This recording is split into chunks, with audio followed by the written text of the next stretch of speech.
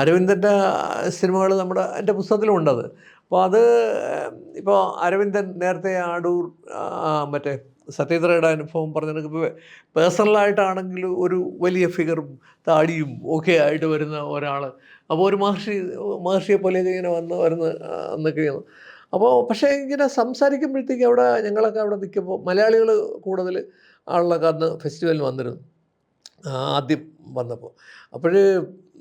അപ്പോൾ വേറെ തമാശകളുണ്ട്, പലപ്പോഴും റിപ്പീറ്റ് ചെയ്തിട്ടുള്ള ഒരു കാര്യം കൂടിയാണ്, എൻ്റെ പുസ്തകത്തിലും ഉള്ളതാണ്. അപ്പോൾ പുള്ളി ഒരു ഫെസ്റ്റിവലിന് വന്നിട്ട് ഈ പടം തുടങ്ങുന്ന സമയത്തെത്തിയില്ല. അപ്പോൾ ഇവർ ഫെസ്റ്റിവലിന് കൊണ്ടുവരുന്ന ഫെസ്റ്റിവലിന് അവിടെ പങ്കെടുക്കുക എന്നുള്ളതാണ് അതിൻ്റെ ഏറ്റവും പ്രധാനപ്പെട്ട കാര്യം. അപ്പോൾ സമയത്ത് അവിടെ ഇല്ല പടം തുടങ്ങുമ്പോൾ. പുള്ളി വഴിയൊക്കെ തെറ്റി കുറേ കഴിഞ്ഞിട്ട് എത്തി.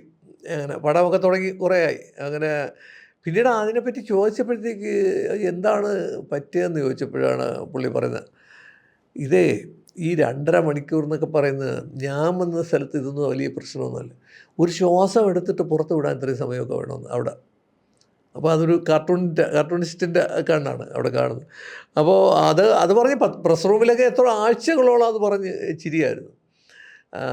അതാണ്. പിന്നീട് വേറൊരു കാര്യം ഓർക്കുന്നത്, ഈ നമ്മൾ ഫെസ്റ്റിവലിന് ഇങ്ങനെ ഞാൻ നേരത്തെ പറഞ്ഞ പോലെ മലയാളികളൊക്കെ ശരിക്കും പേര് വന്നിട്ടുണ്ട്. പക്ഷേ ഈ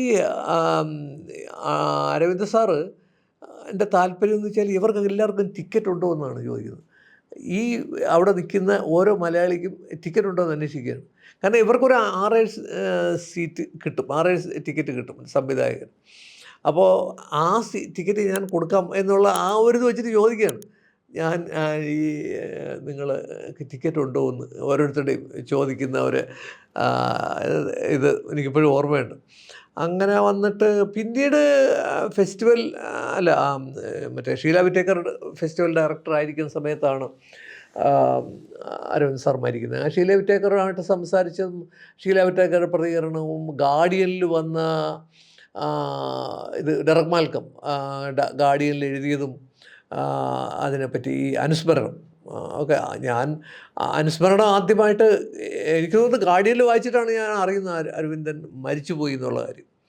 അപ്പോൾ അത് വളരെ വലിയ ഒരു വാർത്ത ഇതായിരുന്നു, ഒരു വലിയ കവറേജായിരുന്നു മരിച്ചു പോയപ്പോഴത്തേക്ക് കിട്ടിയത്. അപ്പോൾ ഞാൻ അന്ന് ചോദിച്ചായിരുന്നു ഫെസ്റ്റിവൽ ഡയറക്ടറോട്, ഇതിങ്ങനെ ലണ്ടൻ ഫിലിം ഫെസ്റ്റിവലിൽ ഒരു അരവിന്ദൻ്റെ ഒരു റെട്രോസ്പെക്റ്റീവ് ഉണ്ടാവുമോ എന്ന് ചോദിച്ചു.